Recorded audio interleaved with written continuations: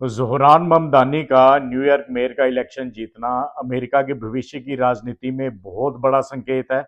आइए जानते हैं उनकी पॉलिटिक्स के बारे में और उनके चुनाव के मुद्दे क्या थे। उनका चुनाव घोषित रूप से एक लेफ्ट एजेंडा था। उनका सबसे बड़ा मुद्दा था न्यूयॉर्क में गुड कॉज एविक्शन, यानी जो मकान मालिक है किराएदार को बिना किसी जायज कारण के निकाल नहीं सकता।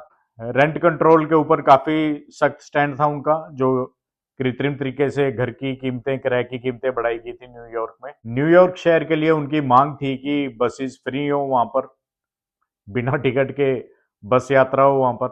पावर एंड एनर्जी के ऊपर उनका एक काफी प्रोग्रेसिव स्टैंड था। उनका कहना था कि जो ये प्राइवेट कंपनियां न्यूयॉर्क शहर को पूर्ण एडिसन नाम की प्राइवेट कंपनी डिस्ट्रीब्यूट करती है और वो फर्जी तरीके से महंगी बिजली देती है। और उनका कहना था कि एनर्जी डिपार्टमेंट जो है वो प्राइवेट हाथ में नहीं होना चाहिए।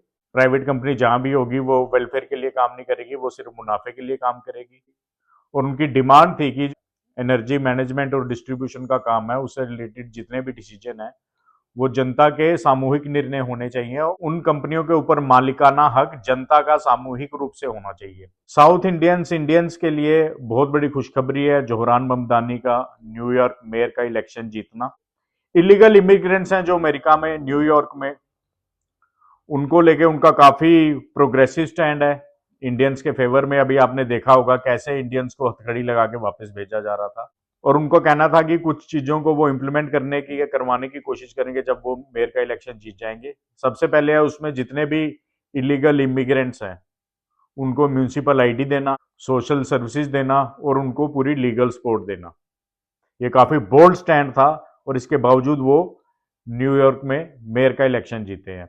लेबर इश्यूज के ऊपर उनका स्टैंड है जी, वो पूरी तरीके से यूनियन के फेवर में है और कंपनियों की मनमानी के खिलाफ हैं वो।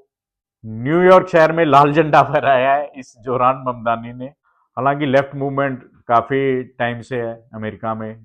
रेमंड लोटा हुआ करते थे जब हम कॉलेज पढ़ते थे, तो उनकी हम इंटरव्यू पढ़ते थे, a world to win magazine में आते थे। रेवोल्यूशनरी वर्कर पार्टी कुछ ऐसे थी उनकी। दरअसल ट्रंप ने अपनी बेवकूफियों से जो वहाँ ब्लैक्स हैं, मुस्लिम्स हैं और जो साउथ एशियन या दूसरी कम्युनिटीज हैं उनको अपने खिलाफ कर लिया है और उनका काफी बड़ा वर्ग है एक अमेरिका में। ऐसे तो देखा जाए, ट्रम्प से कहो भैया जितने भी गोरे लोग हो, आप सबसे बड़े इलीगल इमिग्रेंट तो आप हो। ये सब ये यूरोप से गए हुए लोग हैं। वहां के मूल निवासी तो रेड इंडियन थे जिनको उन्होंने मार मार कर शिकार करके, जैसे जानवरों का शिकार करते हैं ऐसे शिकार कर उनकी पूरी नस्ल खत्म कर दी थी इन्होंने।